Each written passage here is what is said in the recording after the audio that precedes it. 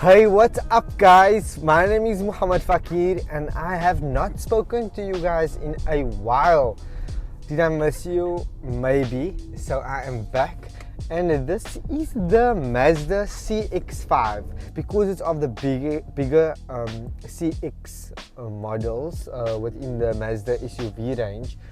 It's definitely a mixed bag for me because it's very nice and like spacious, but I feel like this car should have been the 7-seater. What are your thoughts? Anyway, let's talk more about the Mazda CX-5, and if this is your first time watching, welcome to my channel.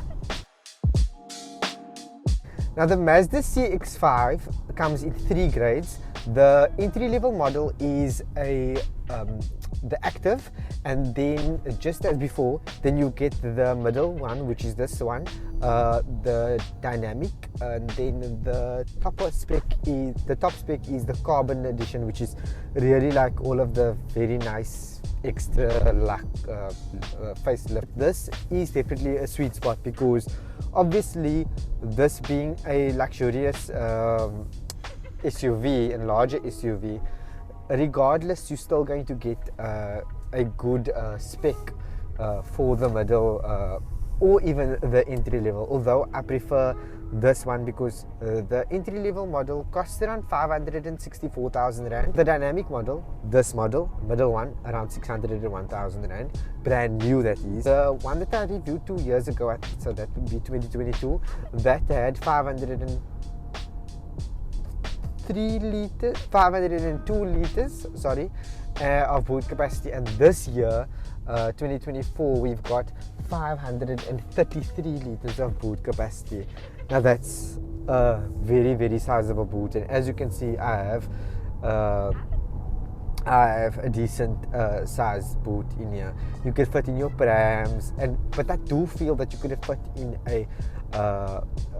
an extra seat, at least 2 in the boot as well. It is a design that we are quite familiar with, I'm not gonna lie, but I must mention that it's still something that Mazda is able to do because they are comfortable with it. They like the people know what they're getting with Mazda. You are getting your bold, your round features. You are getting your very familiar grille in the front, and then on this dynamic model, of course, you don't have the chromatic finish. You've got your black finishes or black trims on the front of your vehicle, so your grille, as well as of course you got that automatic headlamps. But on this specific vehicle, being the dynamic, it has the dynamic and the carbon grades have the matching alloy wheels. So it's 19-inch alloy wheels with the black rim, of course, which does look very nice, and on the grille in front it makes the badge itself really stand out. Now overall, of course, getting that extra ground clearance with this specific vehicle, it's very nice. So we are running on a 2-liter petrol engine with, of course, keeping in mind that Sky Active technology that Mazda is quite famous for. In terms of extras, you know, like that's I want to talk about things that's different. You do get this 10.25 inch display on this specific model. The seats for the dynamic model, which is this one, of course, as you can see, I've got a mix between a suede and a leather finish. Majority of it is leather, and the stitching actually it's a mix between maroon at some places and then also like a greyish stitch. Mazda puts a very decent sized steering wheel, of course, and then you've got your control center for your controls and your infotainment system. Wireless Apple CarPlay in this vehicle, and then also the dynamic vehicle, which is this vehicle, has your wireless charger as well. I think what I also want to mention is that I've got at least around 8.9 liters per 100 kilometers Not sure if it's probably because, yeah, I'm not really being very careful about the way I drive. Now, also about finishes, look, if you are familiar with Mazda's a very nice car. The finishes are extremely, just like I said in my previous video, it's very plush materials inside, solid stitching. As you can see, you've got really good finishes also on the controls, on the steering wheel, your buttons for your window wipers.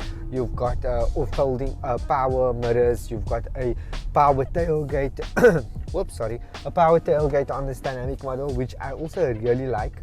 And overall, I think it's still, especially to Mazda fans, I mean, we don't see a lot of Nissan Magnites or Nissans on the road, and I was just thinking of it, sorry, because I saw a Nissan earlier on the road. But Mazda in South Africa, we do have a footprint, okay? Mazda does, yeah, you do see Mazdas on the road. And the CX-5 specifically, because I think from a pre-owned view, you can get a Mazda CX-5, which is a big luxurious vehicle, for really good prices. So I think that the Mazda CX-5 is definitely a good deal, and you know what? It's been working so well. I think that Mazda just constantly refines in the offering. I'm gonna put some specs across the screen now, just so that you guys can see some more details. Not sure if I mentioned the heads-up display, but that's obviously awesome technology. And yeah, I just think that Mazda, there's nothing really to fault on the car. I think for me the main thing is, of course, I don't like the fact that I don't get the 7 seats at this price point. You're looking over 600 and odd thousand rand for the top of spec and no 7 seats. Not sure if maybe I'm asking for too much, but I think it would have been nice to have, even just to doesn't have to be big seats, but just to give the consumer that option. But if you want to drive a Lux Mazda, then this is your vehicle of choice. Thanks so much for watching, and I'll catch you in the next one. Bye bye.